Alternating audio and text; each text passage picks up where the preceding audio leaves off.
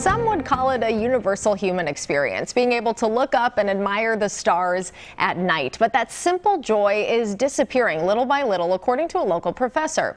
Paul Bogard is a professor at Hamline University. He studied light pollution and our disappearing nights around the world, and he's written a few books on it for adults and kids. Thanks for being here today. Good to be here. You're going to paint a picture for us of what's going on in Minnesota and Wisconsin and how quickly this has evolved over time.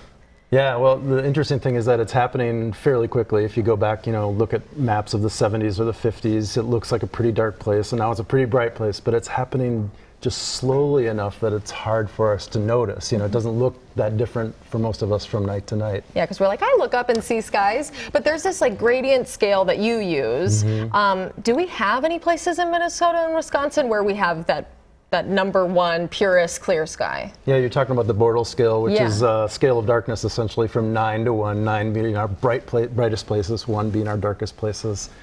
In Minnesota, level 1 probably not, but level 2 for sure, like up in the Boundary Waters and Voyageurs National Park, places like that. You'd have to drive pretty far. Let's talk about light on a more granular level, because from the gas station to the supermarket, parking lot, there's a lot of what you call kind of unnecessary light, or maybe light that we should look at with a more discerning eye. Yeah, we use the phrase light pollution, and people are like, well, what does that mean? And I like to say it's the overuse and misuse of light. So we're going to have light, we like it, we need it, that kind of thing. The question really is, how are we going to use it? How much are we going to use it? Where? Gas stations and parking lots are a great example, because just over the last, let's say, 2 decades, they've grown 10 times brighter, let's say. So it's not that we have light, we just have more light all the time in these places where we, all of us go to.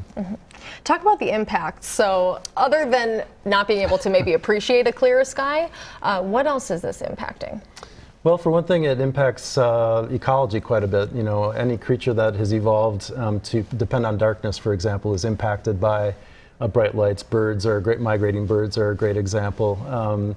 But really any living creature, including human beings. And we're learning some kind of scary things about the impact of artificial light to our physical bodies. Like sleep patterns? Or? Yeah, impacts, contributes to sleep disorders, confuses the circadian rhythms, that kind of thing. So it's a waste of money, it's a waste of energy, it contributes to carbon emissions, all sorts of different costs. Yeah, you also talk about that intangible loss of just the experience. For sure.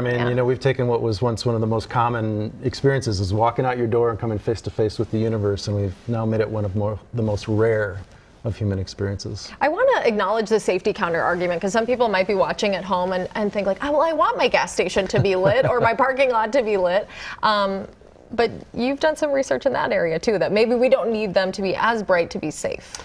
Yeah, that's right. And nobody's saying we won't have lights. It's really a question of how much light and where and that kind of thing. So if you go to cities like Tucson, Flagstaff in the States, and then other places in Europe, and they have lower lighting in these places, just showing that we can have the light we need. We don't need to blast it all over the place. Yeah. Let's talk about takeaways for people at home. They hear this, they might look into it or read your book. What can people at home do, or what can they encourage people with a little more power to do?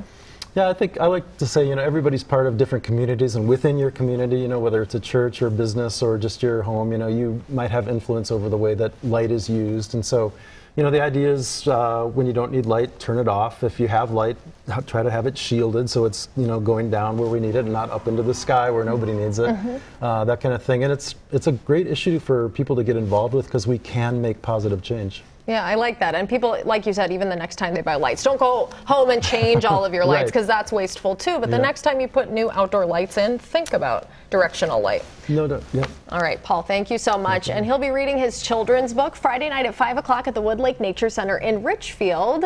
Paul and former WCCO radio meteorologist Mike Lynch and others will learn about indigenous star stories and stargaze with telescopes.